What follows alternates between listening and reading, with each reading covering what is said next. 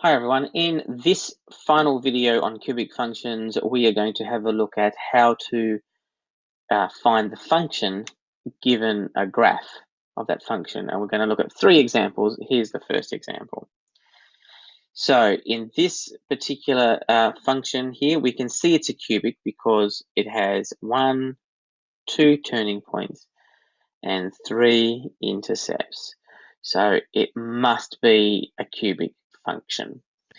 Now, in this particular instance, because we're given the three intercepts, or we can find the three x-intercepts, we are good to go in terms of finding the function. Like the quadratic function, we start off by writing the general form and filling in the information that we do know. So I'm just going to zoom up here. So we can start off by saying that f of x is equal to some unknown dilation factor a. Don't know that yet, but we do know that we have an x-intercept at -2, which would make one of the factors x plus 2, an x-intercept here between, it's 1. I know it's not labeled there, but it is 1. So that's x minus 1, and an x-intercept here at 5. So that would be x minus 5 as the third factor. So that's pretty good. We're nearly there. We just need to make sure we've got the right dilation factor here. So how do we do that? Well, luckily, we've been given an extra point, in this case, the y-intercept, which is 0, 30. So by substituting this coordinate into the function, we're able to work out what a is. Okay, so when x equals 0, y equals 30. So we have 30 is equal to a outside of 0 plus 2 is 2.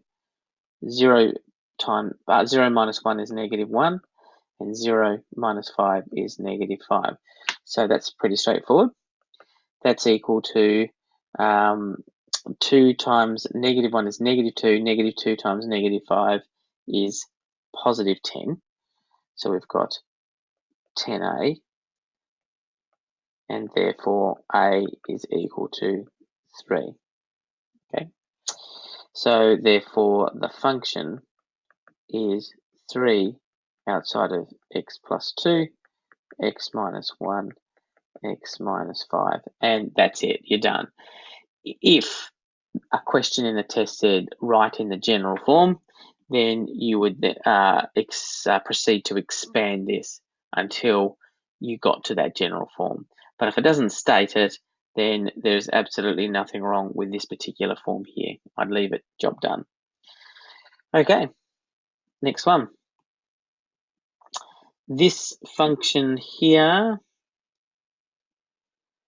is a cubic because it goes up for one turning point and down there's a second turning point. So it's definitely a cubic. We have only 2 intercepts here, but a bounce. Do you remember what it means when there's a bounce at an intercept? And we do have another point, even though it's not labeled, but we've got a y-intercept of -15 as well. We know a turning point. We don't know this turning point here, not precisely, but that's enough. Because, again, we are given all of the x-intercepts, we are able to use the intercept form in order to calculate it. So same deal, I'll just zoom up a little bit. F of x is equal to, now we have one intercept here at 1, so that would be x minus 1, and then another x-intercept at 5, so that would be x minus 5. Now, that's a quadratic. That's a quadratic. Because that would give me x times x is x squared as my highest power. We know it's a cubic. So if we remember that if we have a bounce at an intercept as opposed to passing through like it does at 5, then we know that that particular factor is a repeated factor, and so it's a squared factor, x minus 1 times x minus 1 times x minus 5. Okay, I should have put the a out there to start with as well. So we've got a outside of x minus 1 all squared times x minus 5, and we're nearly done. Similar to the last example, we now use the coordinate we do know, which is negative 15 when x equals 0, in order to work out what a is. So I'll do that now. So it was negative 15 is equal to a outside of negative 1 squared. Don't forget your square there, otherwise it will throw your calculations off, times minus 5. So we've got negative 1 squared is positive 1. 1 times negative 5 is negative 5. So we've got negative 5a, and that leaves us with a equaling positive 3. 15 divided by 5 is 3. Negative divided by negative is positive. So a equals 3. And the function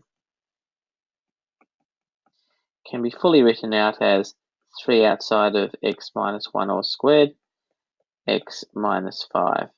And you're done. Again, if the question asks of you, put this in general form, then you would expand those factors and then go from there. Please remember that you can't multiply these two factors out until you've dealt with the square there. Okay, brackets, indices, multiplication and division in order from left to right, addition and subtraction.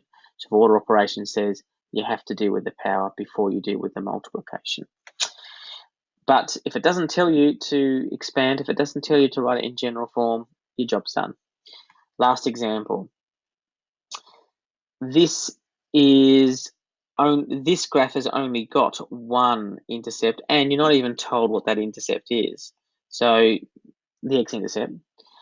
You do have a y-intercept, and you do have this turning point here, 1, 1. So with these 2 points, it's enough. It's enough to work it out. In case you haven't figured out already, this is a transformation. I know it's a transformation because instead of having turning points, it's simply got an inflection at 1, 1. And so I can use the turning point form, the transformed form, in order to work out what the function is. So I start off with f of x is equal to, I don't know what the dilation factor is, so I'll leave it as a. And here I go x minus, remember the hk is the turning point. So we've got 1, 1 as our turning point here. So it's x minus 1 all cubed plus 1. So again, we're nearly there. We've nearly got it. We know one other point, which is 0, negative 2. Doesn't matter what point we've got here. It's nice to know the y-intercept because substituting 0 for x is quite handy. But if I was given this point or this point, it doesn't matter. We can certainly work it out by substitution. But we've got the y-intercepts. That's nice. So at negative 2, we've got x equal to 0. So that's just going to be minus 1 cubed plus 1 inside the bracket. So we've got minus 1 cubed is negative 1. So we've got negative a plus 1 is equal to negative 2. Subtract 1 from both sides to get negative a equals negative 3. So subtract 1 goes, subtract 1, negative 3, and then I'll just switch the sides. And if negative a equals negative 3, then a is equal to 3. So f of x is equal to 3 outside of x minus 1 cubed plus 1. And again, that's all you need to do unless you are particularly keen to write it in general form, in which case expand the cube first, then multiply through by 3, collect like terms, and you're done. That's it. That's how to find a function given a graph.